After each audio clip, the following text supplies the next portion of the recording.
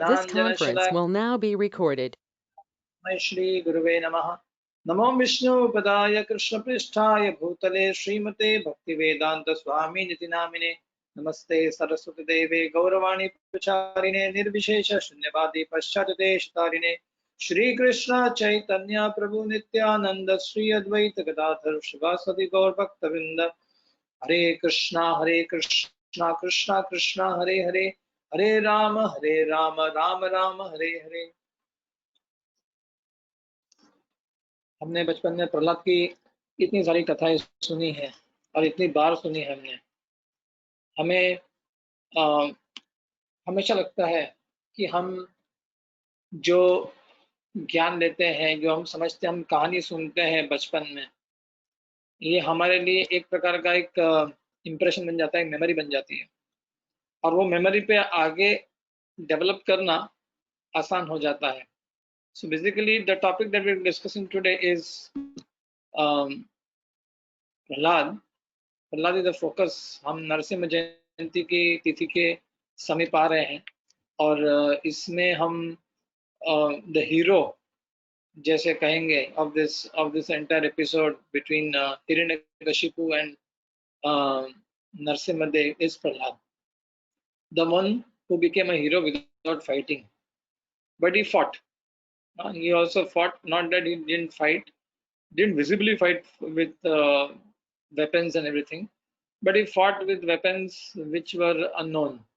आज हमारे सारे विश्व में देखा जा रहा है कि आज सारी आर्मीज, militaries, weapons, nuclear weapons, missile, submarine weapons, सारे के सारे वेपन्स, कोई उसके बारे में चर्चा नहीं कर रहा है. Nobody is talking about it. Why? Because there is absolutely no need for those weapons. आज की दृष्टि में जो युद्ध है वो एक अलग प्रकार का युद्ध चल रहा है. वायरस, कोई कहता है बायोलॉजिकल वेपन है, कोई कहता है ये मनुष्य के कर्मों का फल है. परंतु ये हम जब देखते हैं, ये सारे स्थितियां देखते हैं, ये स्थितियों से ये समझ में आता है कि there is always some kind of war going on in human life, in humanity. मनुष्य में हमेशा ऐसा कोई ना कोई युद्ध चलने का एक निरंतर प्रक्रिया है. War is a constant phenomenon और इसे हम एक नकार नहीं सकते. इसलिए आज हम जब प्रहलाद के बारे में हम वर्णन कर रहे हैं तो war was happening even in सतयुग. आज हम कहेंगे तो कलयुग है, कलयुग में तो ज्यादा एक्सपेक्ट करना चाहिए कि this kind of discrepancies will happen, it is bound to happen. परंतु ये सतयुग की कहानी है, ये सतयुग की सत्य घटना है, और ये घटना में सबसे मूल जो कारण है वो एक मनुष्य की, एक व्यक्ति की महत्वाकांक्षा. सारे जगत में कुछ लोगों की महत्वाकांक्षा के कारण असंतुलन बनता है. इसलिए दो प्रकार के लोग होते हैं, दैव और आसुर. ये दैव और आसुर दिखने में ऐसा नहीं है जो दिखते हैं एकदम ऐसा नोकीले दांत और एकदम लाल आंखें, कर्ण, pointed ears. No, these are not the demons that you're talking about. The demons are those who have a mentality to control. How to control people by various schemes and plans. मैं बहुत पहले एक व्याख्या सुन रहा था, देवामी स्वामी महाराज. ये बता रहे थे कि कुछ समय पहले एक बड़ा कॉन्फ्रेंस हुआ था जिसमें heads of all states were invited, और यहाँ पे जो प्रेजेंटर थे वो सबको कह रहे थे कि आप बताइए कि आपको किस प्रकार से आपको ये जीवन, how do you want to rule. आपको लोगों को कंट्रोल करना है कि आपको कंट्रोल में रहना है. There are only two choices. उन्होंने कहा कि आने वाले काल में एजुकेशन में इतने सारे लोग जो पढ़े लिखे सो कॉल्ड यूनिवर्सिटी ग्रेजुएट्स इतने बढ़ जाएंगे कि इतना सारा अनएम्प्लॉयमेंट हो जाएगा, क्योंकि उनके लिए कुछ काम बचेगा नहीं. बहुत साल पहले की बात है जब मैंने सुना था, ये 2010 की बात है कदाचित. ने कहा था कि people who will have so many degrees will have no employment, but rather people who are skilled, जिनके पास कोई कोई कोई ना कोई कला है, कोई ना कोई कौशल है, ये आगे बढ़ जाएंगे। इनकी डिमांड ज़्यादा रहेगी। प्लम्बर्स, इलेक्ट्रिशियंस है, छोटे मोटे जो काम करते हैं, ये लोग को ज़्यादा अपॉर्चुनिटीज मिलेगी compare to university graduates. So decision making power जो है वो उनके हाथों में रहना चाहिए जिनके पास सोचने की क्षमता ना होगी। इस प्रकार से हमें एक विश्व बनाना, और जिसके पास सोचने की थोड़ी बहुत पावर होगी उनको इतना व्यस्त रखें हम कि सोचने का बैंडविड्थ ना मिले। देखिए, बड़ा सिंपल प्लान है। If really want people to follow you, either make them so dumb that they cannot think, or if they can think, make them so busy that they have no time to think. Fortunately ये lockdown के समय में हमारे पास दोनों advantages हमारे पास में है। We have rationality to think, हमारे पास पावर है थिंकिंग का, और हमारे पास टाइम भी है सोचने। Time is not on the other side, the time is on our side. We have to decide how we want to use this time. Most of the time we think that rather we use the time for planning our economic future, बाहर जाके क्या होगा, हम अपना पैसा कैसे जुटाएंगे। This is the most preoccupying thoughts of people lockdown है। There are many thoughts on these lines. Definitely all those thoughts find merit for us. परंतु ये स्थिति में आज हमारे पास सबसे बड़ा अपॉर्चुनिटी जो है वो thinking power and thinking time, both are on our side. इसको एडवांटेज को हम ऐड करें, then it will be it's a big blessing for us to step out after this lockdown. This lockdown is actually not a lockdown, this lockdown is actually release. आपको मुक्त किया जा रहा है किसमें? सोचने के लिए, समझने के लिए, क्या करना है अपने जीवन में इसके बारे में। Never we had such ample amount of time where we could do things what we wanted, but when we have getting the chance to do what we wanted, we want to run away from it and say that's too much to think. और जब हम सत्युग की कहानी सुनते हैं, कथा सुनते हैं, जो हिरण्यकशिपु है is one of the demons. He and his brother both were kind of ruling the other worlds. They wanted to take control of the whole planet, all planetary system, सारे सृष्टि में उनको कंट्रोल करना था। तो therefore हिरण्यकशिपु के जीवन में उन्होंने देखा कि बहुत विष्णु के एक बहुत बड़े शत्रु हो चुके थे, क्योंकि उनके भाई की हत्या वराहदेव जो विष्णु के अवतार ने की थी। इसलिए वो बहुत घृणा रूप से विष्णु के बारे में हमेशा एक द्वेष के दृष्टि से भगवान की तरफ वो उनका एक व्यू था। और इसको वो पालते पालते इतने शक्तिशाली बनना चाहते थे कि वो विष्णु को मारना चाहते थे, अपने आप को अमर बनाना चाहते थे कि अपने आप को विष्णु के कोई भी शक्ति से उनको उनकी हत्या ना हो। इसलिए उन्होंने ब्रह्मा जी की उपासना करी, तपस्या की, उन्होंने वरदान प्राप्त किया कि वो वास्तविक रूप से, प्रैक्टिकल रूप से अमर रहे। हाँ, उनको कोई समय में मारा ना जाए, कोई यंत्र या शस्त्र या कोई भी वस्तु से मारा ना जाए। उनको ना नर मार सके, ना दानव, ना देवता, कोई ना मार सके उनको। और उन्होंने इतने सारे वरदान मांगने के पश्चात वो निश्चिंत हो चुके थे कि वो he is ready to control. So what was his control? He could control temperatures, climate. He could control the elements of nature. He could control the seasonal variations of nature, and he could give the food, grains which are coming, जो आ रहे थे, वो उत्पन्न हो रहे थे, वो अपने उनके भय के कारण वो the earth was producing food grains. ये टिपिकल देखा जाएगा आज की दृष्टि में भी। ये ऐसा ही कुछ मनुष्य करना चाहता है। They want to alter the genes. They want to alter the productivity of the soil by artificial means. They want to create artificial seeding of clouds to get rain. They are trying to control practically every part of nature with technology.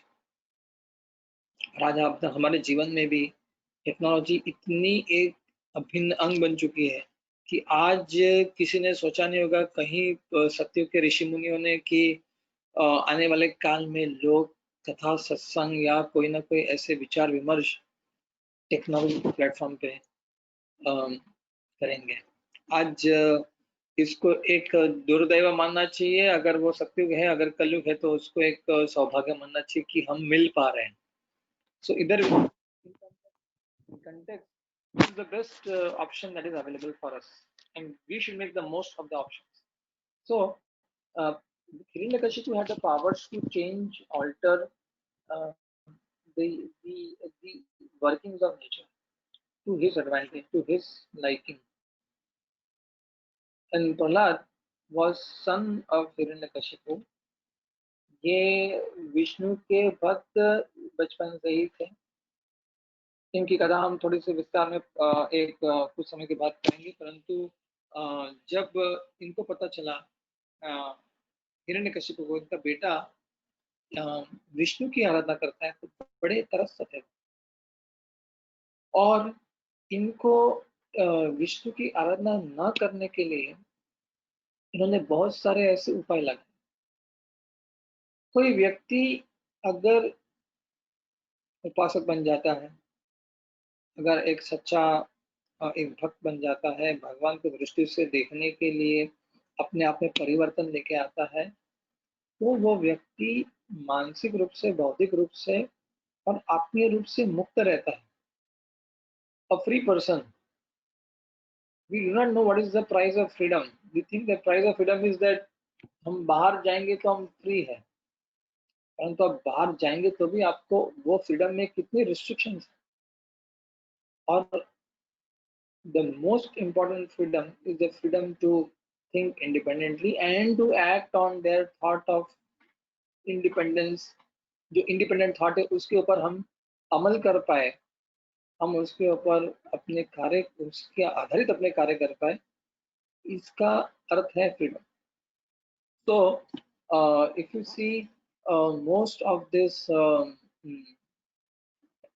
opportunities created around us, what will be coming out of this whole scenario will be another kind of a lockdown.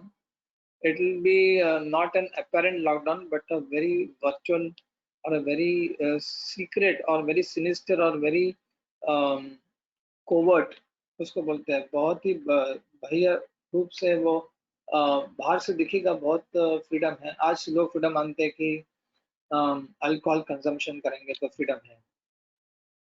People want freedom, but people are so controlled by their senses, controlled by their own restless mind, that they are constantly giving into their senses and wanting to feel freedom by giving into their senses.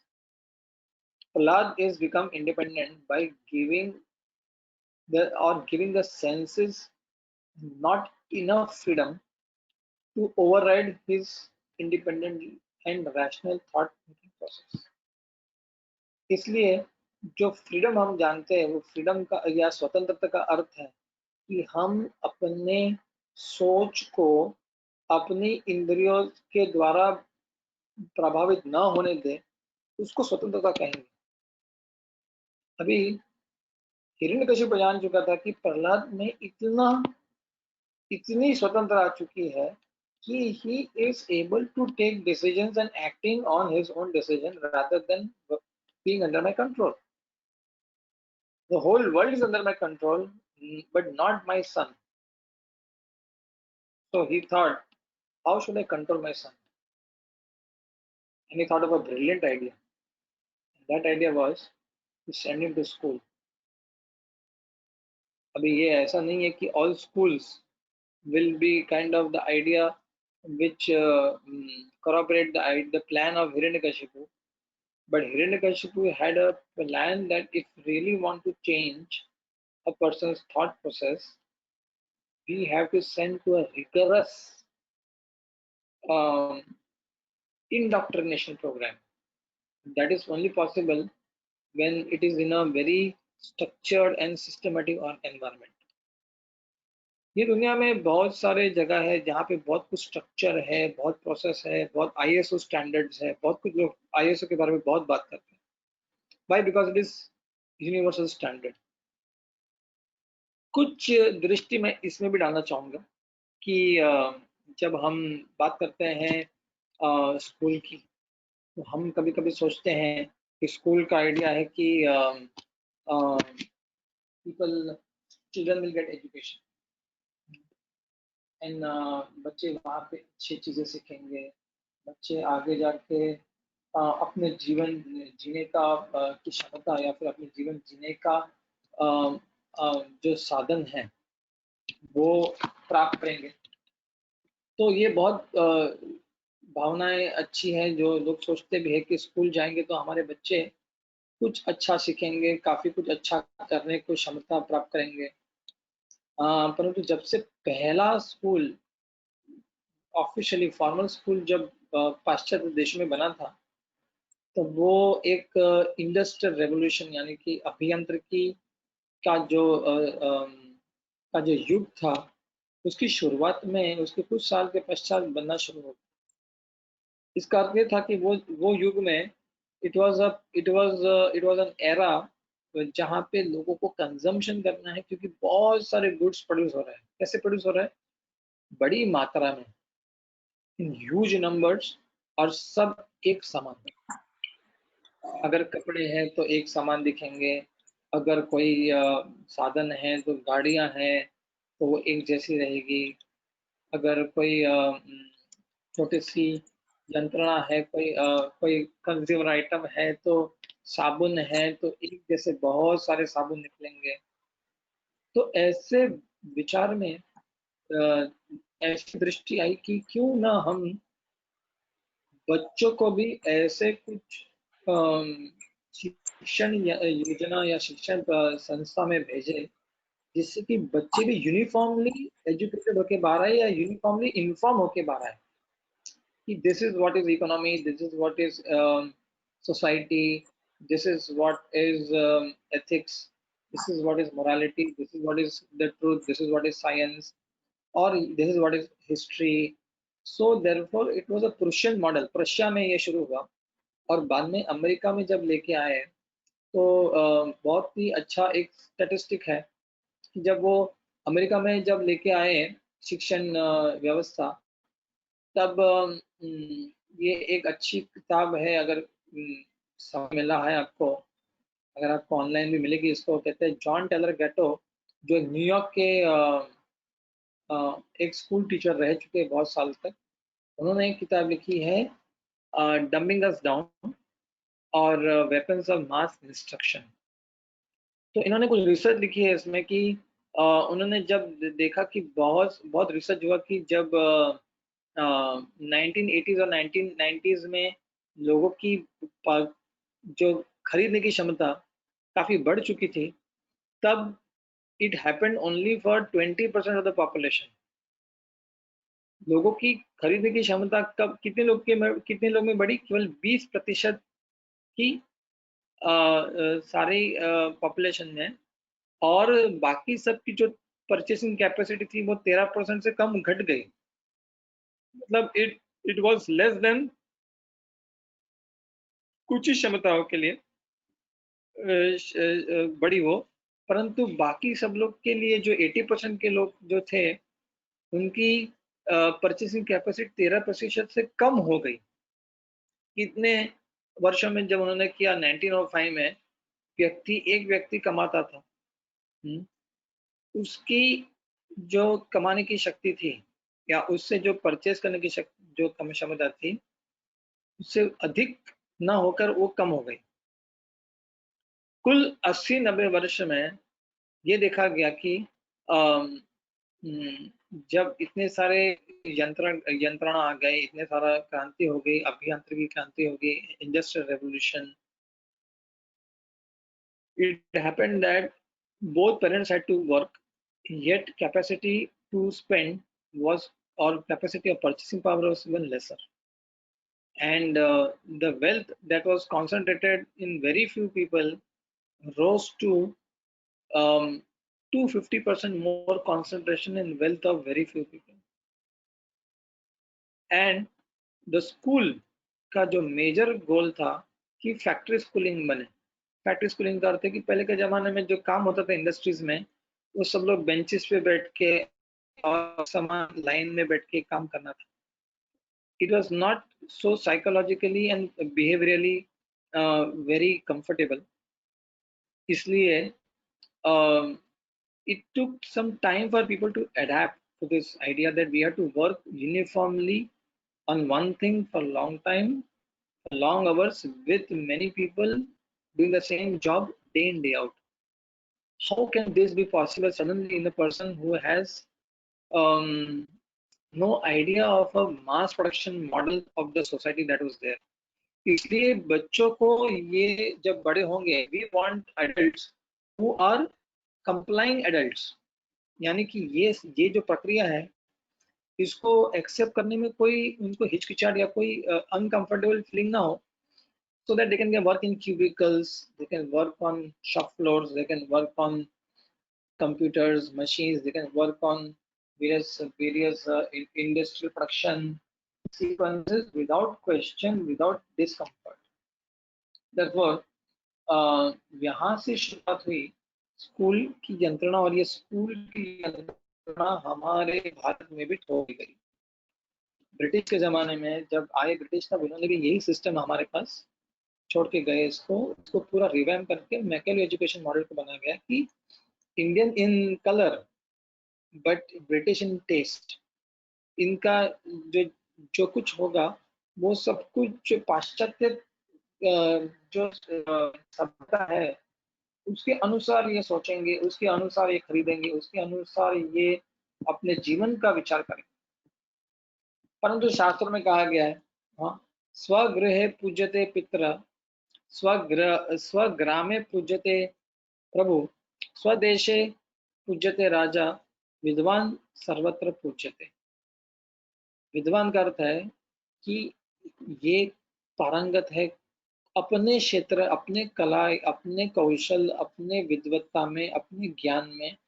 ये एक पारंगत व्यक्ति है और ये व्यक्ति सारे विश्व में कहाँ पे भी चले जाए, उनके पास कोई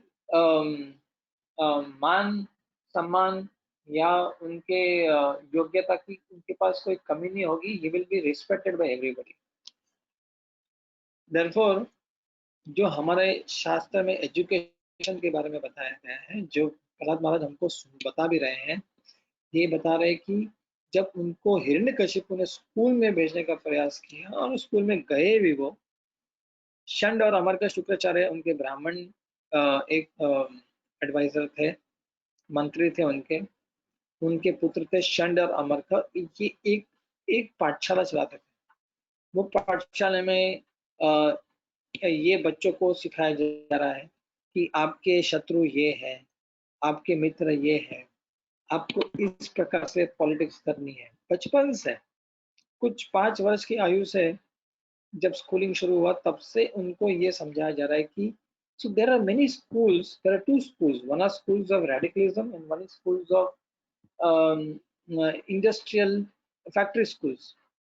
Radical schools develop philosophy or develop education based on an idea of sect of ideology which opposes everything else, opposes other ideologies.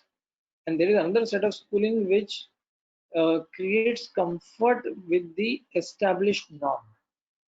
That established norm may be the order of the society, maybe the economics of the society, maybe with the customs of the society. परंतु इसमें अगर कोई गलती है भी तो भी इसके विरुद्ध कोई प्रश्न न उठाया जाए, कोई प्रकार की संदेह ना करे। इसी के लिए 12 वर्ष की एक रिगरस स्कूलिंग की आवश्यकता होती है बच्चों को, जिससे वो एक्सेप्ट करने के लिए बहुत सरलता से उसको एक्सेप्ट करें। परंतु जो प्रहलाद महाराज समझ गए थे कि जो व्यक्ति की चेतना बहुत पहले ही गर्भ अवस्था में ही जागृत हो चुकी है उनके अच्छे संस्कारों के कारण। There are two things that we cannot handle with ourselves. We need our families. Many people say that what can our families do in this time? We are all locked down. We are all, and many spiritualists think like that. That it is ultimately God and our relationship with God which will save us.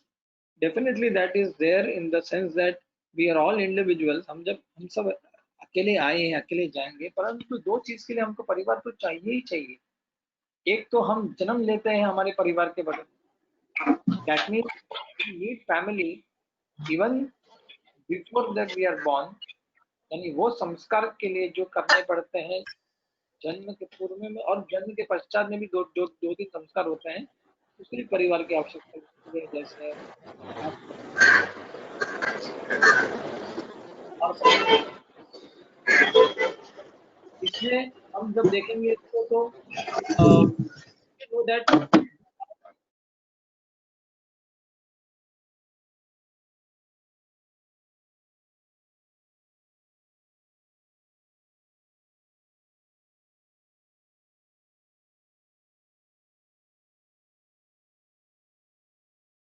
जो हमारे संस्कार होते हैं ये अ, हमारे हमारे परिवार में करने चाहिए। और जब मृत्यु हो जाएगी, ये देह अंत हो जाएगा, तभी भी हमारे संस्कार हमारे परिवारजनों पे ही करने। इसलिए this is where families are very important. Basically it is family institution where samskars have to be done with the help of family around you. No one else can do these samskars. Prahlad was fortunate that he had an exception to this. Without his father and without his mother interested in these samskars, it was Narad who was interested in these samskars, because जब सारे देवता त्रस्त हो चुके थे, विष्णु के पास गए कि हिरण्यकशिपु की जो अत्याचारी कर्म है, उसके सारे जो अधर्म के कार्य है, इससे हम इतना त्रस्त हो चुके हैं कि we have no other way to go out.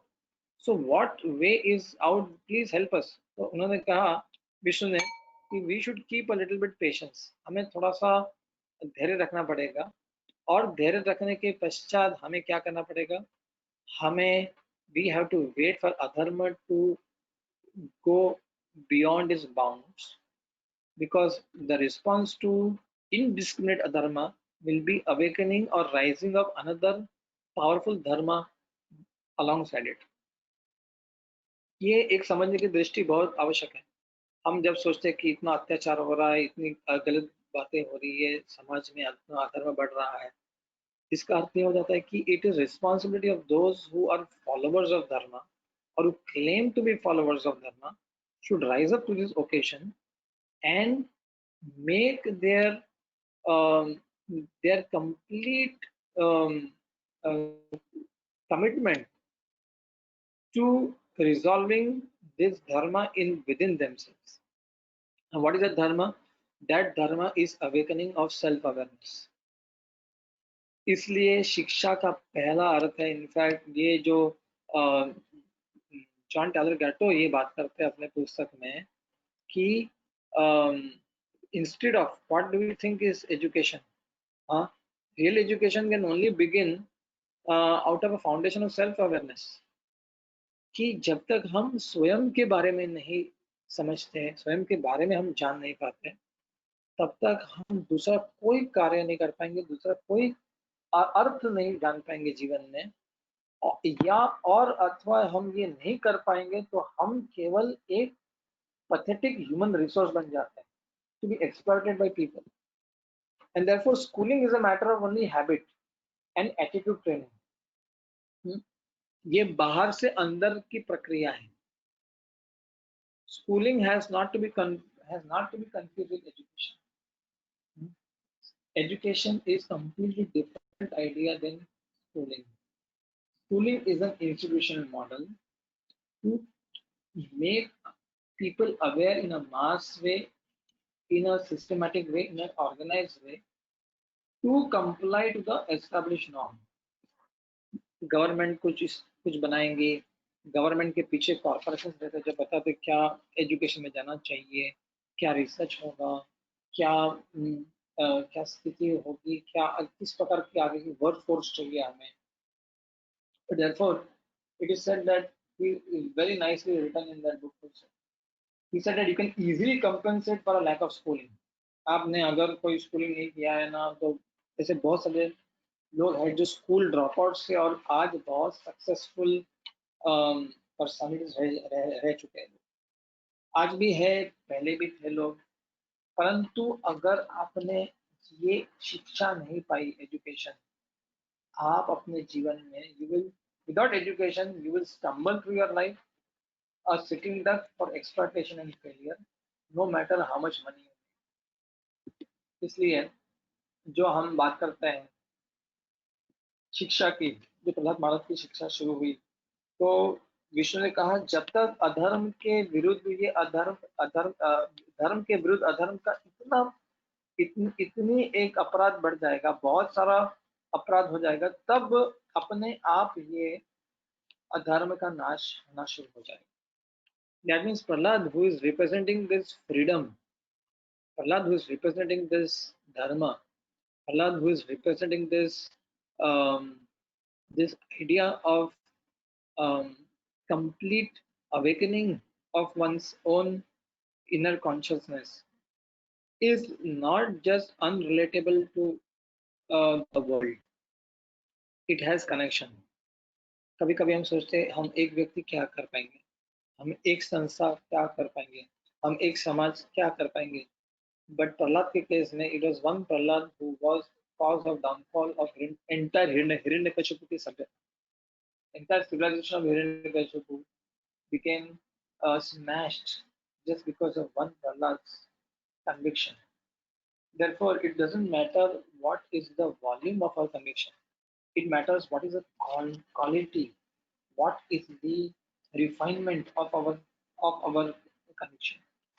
इसलिए जब हम बात करते हैं प्रहलाद की, Prahlad was schooled in the womb. अपने माँ के कोख में नारद मुनि जब उनको लेके गए, जब देवतागण ने देखा कि हिरण्यकशिपु has gone for तपस्या और उनकी पत्नी गर्भावस्था में है, ने कहा कि और एक राक्षस जन्मेगा इससे, we are difficulty to handle this one rakshas, ये उसका बेटा होगा तो फिर हमें और कष्ट हो जाएगा, इसलिए let us kill as soon as the sun is born. जैसे ही इनका कोई जन्मता है पुत्र या पुत्री, इनको हम मार देंगे जन्म के बाद. सो नारद ने कहा कि नहीं, यही भगवान की इच्छा है, विष्णु की इच्छा है कि ये एक एक शुद्ध आत्मा जन्म लेने वाला है, इसके लिए आप इनको त्याग कर दो. और वो कयाधु जो हिरण्यकशिपु की पत्नी थी, उनको लेके आ गए. कहाँ लेके आ गए? उनको अपने आश्रम में लेके आके उन्होंने इतना ही सुंदर तरीके से व्याख्या दी, समझाया धर्म के बारे में सारे संदेश. वो गर्भावस्था में वो आत्मा को वो सारे संवाद उन्होंने सुनाए. तो इस स्कूलिंग, उपनयन संस्कार, जैसे हम हमारे शास्त्र में बताते हैं, वैदिक शास्त्र में, वो 7 वर्ष की आयु में करना चाहिए. उपनयन का अर्थ है कि one by by by which one comes nearer to guru, or uh, comes nearer to satya, or comes nearer to that self awakening. It is a time to transit the child from um, from home to a school, not the school that we think of, that the school of those times, or the so-called distorted idea of school is right now. The idea of the school earlier was to go and learn with a guru who compassionately teaches or inculcates. Gurukul Vidya was inculcating, inspiring, while the school is indoctrinating. Um, there are two things. There are three things that were taken care of. उपनयन संस्कार 7 वर्ष के हमें बताया गया, क्योंकि 1 वर्ष का जन्म वो माँ के कोख में माना जाता है। Therefore, when we talk about our age, जब हम अपने उम्र के बारे में बात करते हैं, we should add 1 year extra. Not extra, that 1 year is actually minus that we don't actually count. It is actually um, more, one more year which we haven't counted. Many people are very eager to send their children to school, early kindergarten, pre-kindergarten, play group, preschool. Actually, school or the shiksha starts with the womb. Therefore, वैदिक शिक्षा का अर्थ है कि व्यक्ति को केवल अ, जीविका के लिए तैयार नहीं करना है, पहले जीवन के योग्य बनाना है, फिर जीविका के साधन देने हैं। इसलिए दो शरीर माना जाता है। The first birth that we get physically through parents is called as sadhan sharir. साधन शरीर वो होता है जिससे कि हम व्यक्ति अम, अपने अम, साधन, अपने शरीर से जो साधन जुटा पाते हैं उसके अनुसार हम सब कुछ जुटाते हैं। हम साधन के अनुसार अपना भोजन, अपना निर्वाह के साधन, अपने समाज के अनुसार अनुकूल जीवन और जीविका के लिए हम जीने के लिए ये साधन शरीर है। परंतु शास्त्र में केवल साधन शरीर का महत्व नहीं दिया गया, क्योंकि शास्त्र में बताया गया है कि जीवन का लक्ष्य केवल साधन जुटाने का नहीं है। जीवन का लक्ष्य है जीवन के मूल्य या जीवन के अर्थ की प्राप्ति करना। The purpose of life is to seek purpose within us. Why? Because we were not meant to simply live and die like every other helpless creature, like animals and other species. Human beings are given a special discount, a special opportunity to go beyond just finding sadhana, just means of livelihood. इसलिए the liberating idea of education in human beings is that there is a life beyond sadhana. There is a life beyond um, livelihood. That begins, ये शुरुआत होनी चाहिए बहुत पहले. It should begin long before even when we think about the idea of sadhana. साधन के पहले चरित्र का निर्माण करने के लिए इसलिए बताया जाता है कि one should be constantly thinking of how to develop adhyatma or spiritual inclinations, because those inclinations are only formed in early childhood or in the schooling or in the years till the child reaches the age of 20-24. That time is dedicated for education, and later part of that education is groomed uh, um, towards earning livelihood skills. इसलिए जो प्रहलाद महाराज बता रहे थे अपने यही गुरुकुल में बताया जा रहा है कि you should follow the system of Hiranyakashipu so that he can take over the reign of Hiranyakashipu and do the same things what he did. Established norm के अनुसार स्कूल बनाया गया था. Prahlad is learned already from a different set of school, an ideal school, which talked about education and not about manipulation.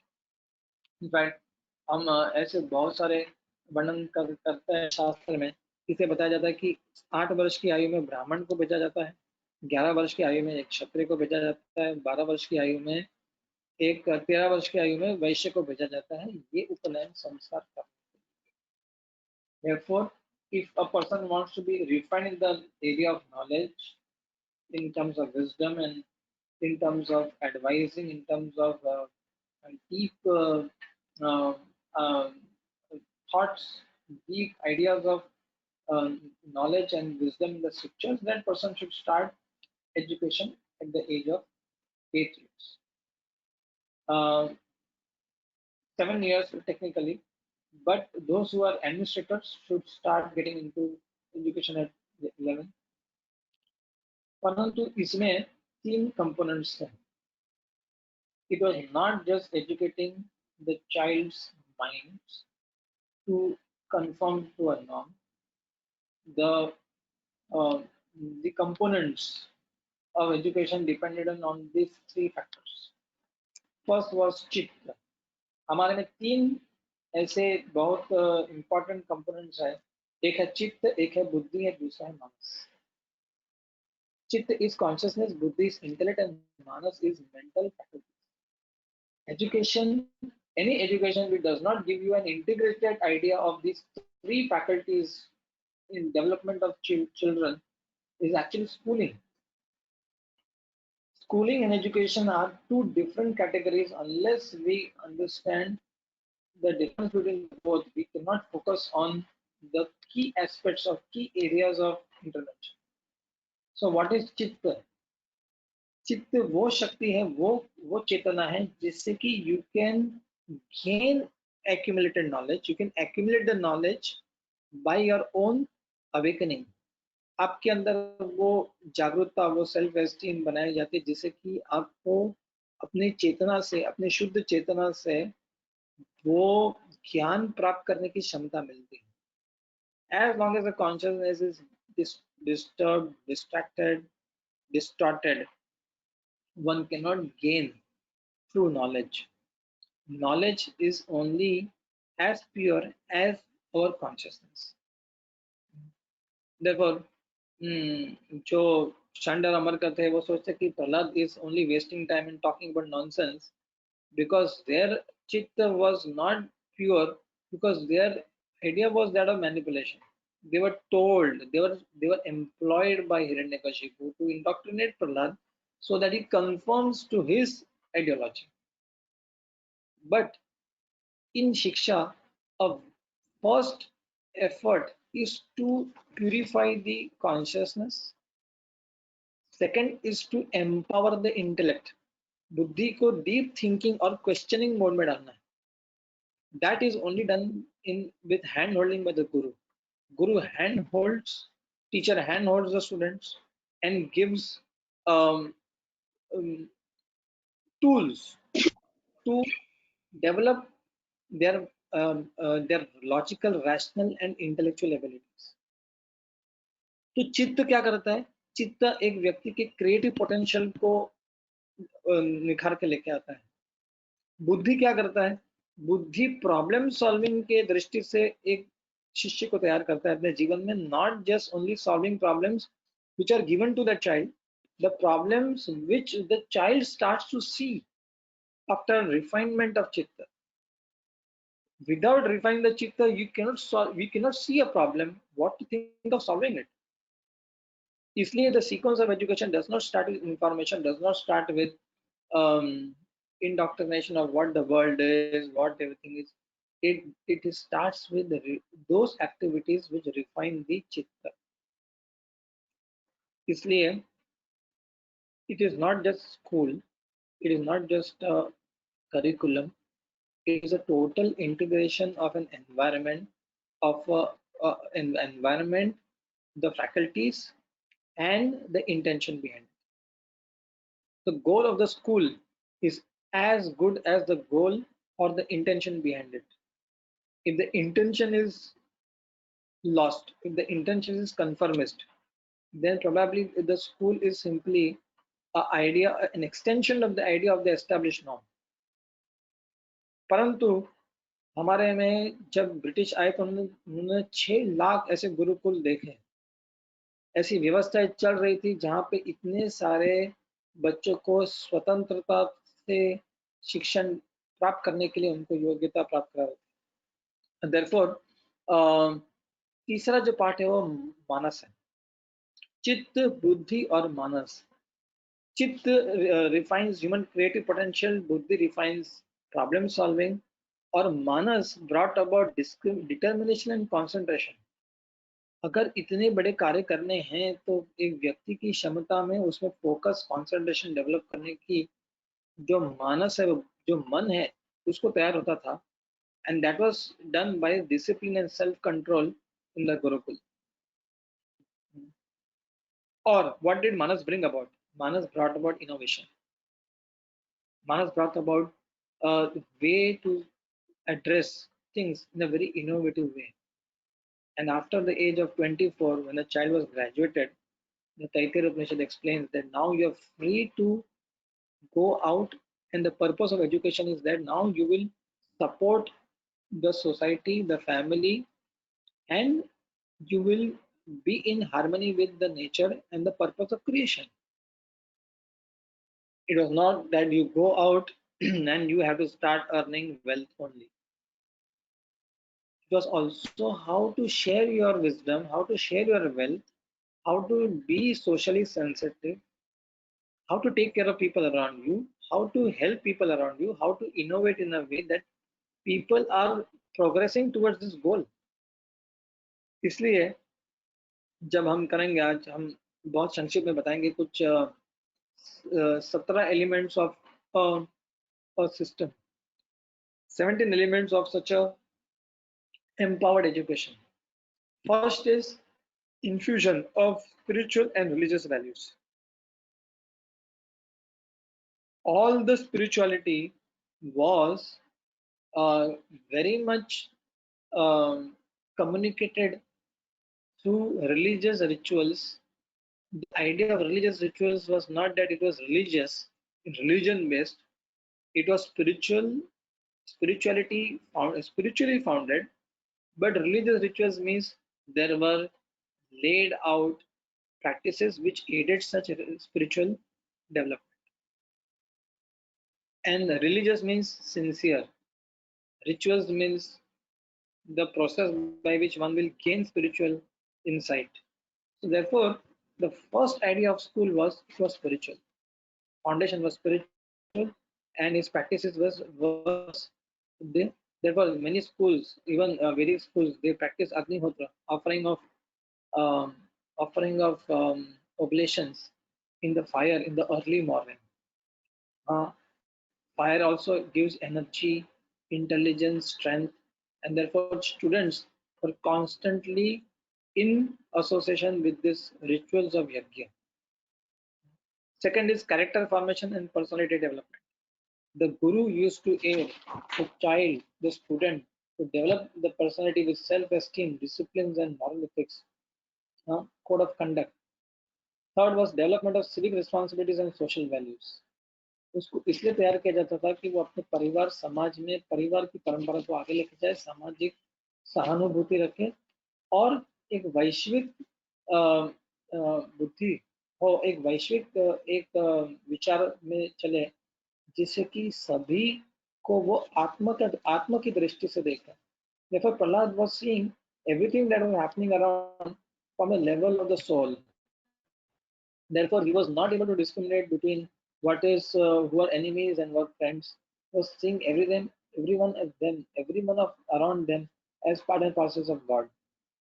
But he stood to his thought process because he developed that empowered thought process very early on, very systematically, very religiously given to samskars. Therefore, the training was given in such a samskaric way that this samskars will also be propagated in the family and the society. Fourth was knowledge. Knowledge means uh, the repository of all the scriptures, where so much amount of knowledge is there, which is not only relating to the world but relating to the self also. Fifth was to clarify the aims of education. आपको सतत ये intention को बार बार उसको emphasise करने का एक point था. Six was methods of instruction. ये केवल एक जगह बैठ के क्लासरूम में बैठ के ज्ञान नहीं दिया जाता था. It was answer, debate, discussion, storytelling, travel, experiences. There were a lot of dynamic teaching which was not restricted to a structure or a building of a school. इसलिए गुरुकुल की शिक्षा मुक्त वातावरण में की जाती थी. It was done in the tree, in the forest, in places where there was no distraction, and therefore the ritual was there. The Upanayan ceremony also is a part of it by which a guru takes charge of that shishya. That was also eighth part. 8 was the ritual of Upanayan. 9 is celibacy of brahmacharya, means no distraction during education. 10th was bhiksha. 9th is brahmacharya. 10th is bhiksha. Bhiksha means even if you are so qualified, you still have to beg alms. ना भिक्षा मांगनी है आपको गुरुकुल में एक collectively चलाने के लिए, एक संगठन के रूप से गुरुकुल का संचालन भी हर एक शिष्य के करने का उत्तरदायित्व है। Therefore, alms, भिक्षा। 11 was practicability। प्रैक्टिकबिलिटी मतलब जो व्यावहारिकता, जिसमें केवल ये नहीं कि आपको सिखाया जा रहा है ज्ञान के बारे में, बट आर्ट, लिटरेचर, फिलोसॉफी, कृषि, गोपालन, और ऐसे बहुत सारे जो प्रोफेशंस है, सभी के बारे में उनको बेसिक स्किल सेट्स को बोलते हैं, skill building was also given. 13th was curriculum। Curriculum was history, curriculum was geography of the land, mineralogy, Rig Veda, Atharva Veda, medicine, astronomy, astrology, mathematics, and along with that curriculum, there was a constant emphasis on sadgi, simplicity. So constantly simplicity was done in a way that simply people living was very simple, and they lived a very very austere life. So इसमें ये पनपता है। 15 was academic freedom। Child would get freedom to choose what topics, how they want to learn, when they want to learn. It was not a bracketed system। It was not a system कि अब ये साल में गए तो ये साल में enter करना है तो आपको ये सीखना है। It was upon the child's capacity to learn, and it was done all in a very very systematic way, where elder students became teachers to younger ones. So elders became co-teachers with the guru. So then 16 was high place to Indian culture। अपनी सभ्यता के बारे में जानना ताकि वो समझ में रह पाए जिसमें ये सभ्यता को आगे बढ़ाया जाए। And 17 was commerce and mathematics education. ये सारी चीजों को जब समझाया जा रहा है तो बहुत अच्छी तरह से इसको समझाया जा रहा है और किया जा रहा है। इसका अर्थ ये हो गया कि Prahlad, when he was sent to school, he went to the school but did not become influenced by it, but rather he influenced the students who come to the school with his own experiences. Now how do we do this? कभी कभी हमको लगता है कि Prahlad of those times is impossible to do now, or that what was Gurukul was lost and cannot be done now. So when we look to west towards inspiration, most of the time we do not take the right kind of inspiration. There's an Amish community which is around hardly they are hardly some percentage, very few percentage of people in the US who live Amish communities. ये अपना कृषि पालन करते हैं, ये बाहर की दुनिया से कोई संबंध नहीं रखते। They don't interact with the world so much like others do. So they have their own system, and they didn't have an informal schooling system, but they have their entrepreneurs। इनके सारे बच्चे, इनके सारे जो बच्चे होते हैं, ये बड़े होकर अपना स्वयं स्वनिर्भरता के अनुसार व्यवसाय करते हैं। And most of the business models are completely successful। Even the rate of success of those business models are more in percentage than the startups in the ecosystem। तो एमिश कम्युनिटी का एक अच्छा मॉडल है जिसमें वहाँ उन्होंने उनके ऊपर फोर्स किया जा रहा था कि आपको स्कूल तो लेना ही पड़ेगा। So then they had a negotiation with the I think Wisconsin state के साथ में, where they were place, they had some 6 to 7 or 7 to 8 such requests। What was their negotiation with the school? Schools within the walking distance of the home, no school to be so large that pupils have to be sorted in different compartments and assign different teachers every year। Third, the school year will be no longer than 8 months। Important decisions will be under control, not of bureaucrats। Teachers were hired that were hired to be knowledgeable and sympathetic to the Amish ways and the rural ways। children to be taught that wisdom and academic knowledge were two different things. Every student will have practical internships, which the parents will decide how, and this is how they actually negotiated in the school as a community. So आज भी वो community इतनी successful है that people hire them outside, in the world outside, to guide them on various ways how to establish systems of education and commerce and economics. Fortunately हमारे पास ऐसी एक अच्छी व्यवस्था है यहाँ पे, परंतु ये प्रहलाद का जो रिफॉर्मेशन था जो हमारे लिए एक बहुत महत्वपूर्ण एक स्थिति प्रदान करता है हमको कि हमें इस प्रहलाद को अपने इंस्पिरेशन से हमारे जीवन के मूल्यों के आधार में हमें इसको व्यक्त करने के लिए एक सामाजिक दृष्टि के रूप से, एक आध्यात्मिक दृष्टि के रूप से हमें उसको जीवित रखना है. If people can in Amish community can do it while living in the United States of America, we are already living in Bharat भूमि, पृष्ठभूमि एक जिसमें जहाँ पे संस्कार, अध्यात्म ये सब वर्षों से चला आ रहा है. We have survived onslaughts of invasions and we are still maintain our core, at least it is preserved.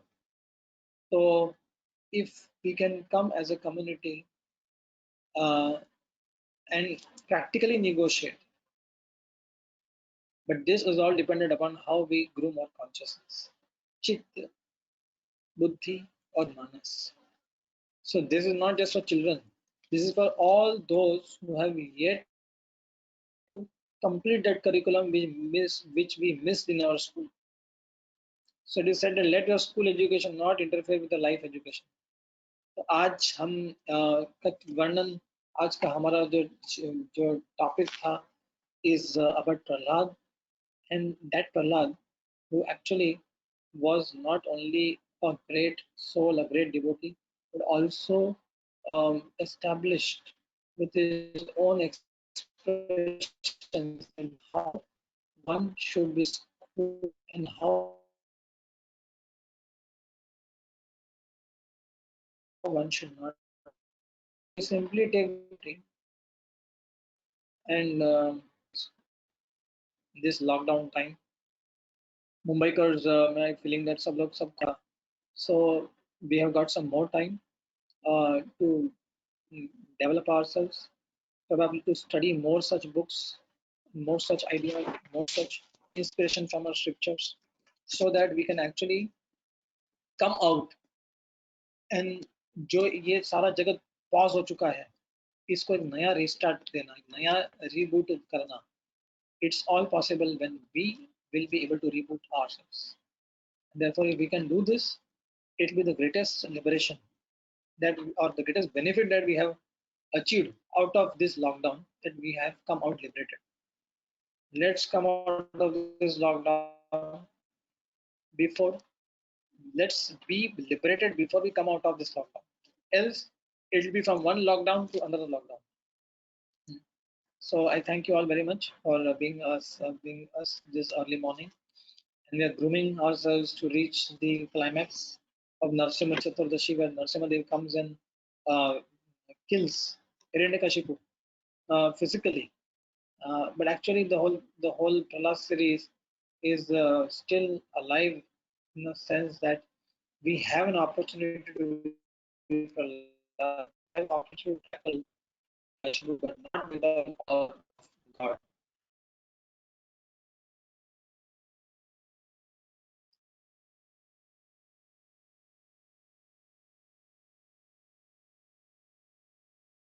Within and without. Let's take this to the next step where we can take the convinced, what will happen, convinced, uncompromising. So कल का शीर्षक रहेगा Prahlad, the fearless revolutionary who made this possible, and we shall meet again tomorrow 8 a.m. in the morning, same time. Thank you very much. Hare Krishna. हरे कृष्णा. धन्यवाद प्रभु जी, बहुत ही enlightening session था. और शिक्षा और एजुकेशन, मतलब एजुकेशन एंड स्कूल अंतर है इसका हमें थोड़ा सा आकलन हो गया आपके ये आज के डिस्कोर्स से। तो हम सभी आपका धन्यवाद करना चाहेंगे, आपके प्रति कृतज्ञता व्यक्त करना चाहेंगे 3 बार हरि बोल बोल के। हरि बोल, हरि बोल, हरि बोल, हरि बोल। Questions. हरि बोल, हरि बोल, हरि बोल।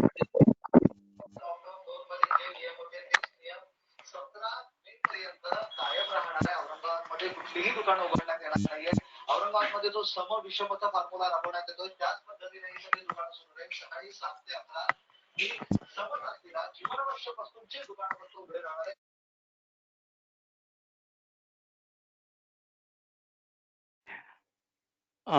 सभी को विनती है कि अपना टीवी या आपका माइक्रोफोन ऑफ रखें। अगर आप कुछ क्वेश्चन करना चाहते हैं तो आपका क्वेश्चन आप चैट के माध्यम से शेयर कर सकते हैं।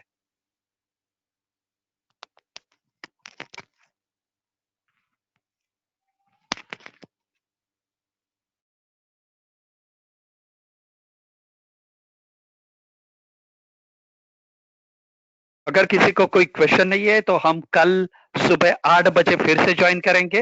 हम प्रभु जी से विनती करेंगे कि हमारे लिए ऐसे ही सीरीज चालू रखिए सो दैट कि हमें ये कुछ नॉलेज मिले, क्योंकि हम बहुत सारे लोग अभी अच्छा बेहतर स्कूल क्या है कैसा है ये ढूंढने के पीछे रहता है। तो प्रहलाद महाराज जी से हम प्रेरणा लेना चाहेंगे और अपने जीवन में उतारना चाहेंगे। तो सभी का धन्यवाद। हरे कृष्णा।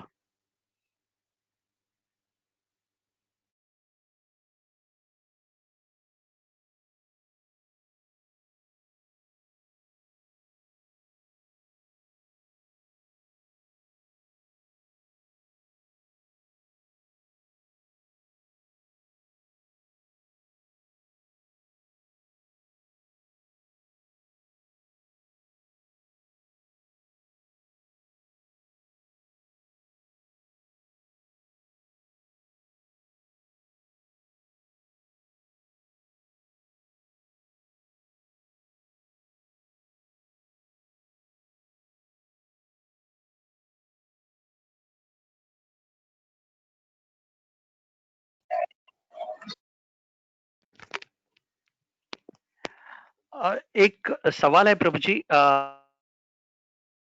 का एग्जाम्पल दिया जो कम्युनिटी सेल्फ सस्टेन कर रहा है, ये संस्कृति अपनी मतलब कॉमर्स से लेके सब बच्चे सब कुछ उधर ही पढ़ रहे, उधर ही वही उनका ये करे और पूरे विश्व से थोड़ा दूरी बनाए हुए है, लेकिन दे आर सेल्फ सफिशिएंट। तो उसके बारे में थोड़ा सा अगर एलाबोरेट करेंगे तो ज्यादा अच्छा रहेगा।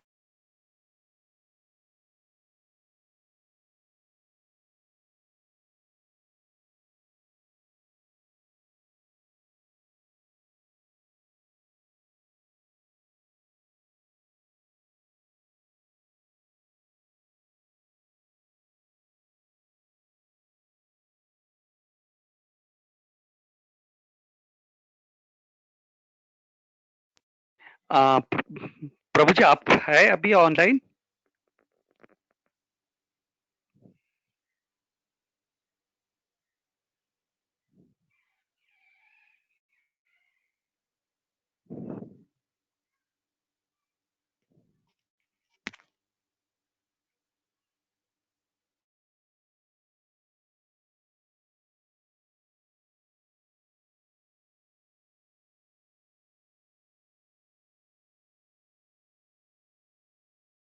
शायद नहीं है, बिलवा उनके नाम से थे, अभी दिख नहीं रहा।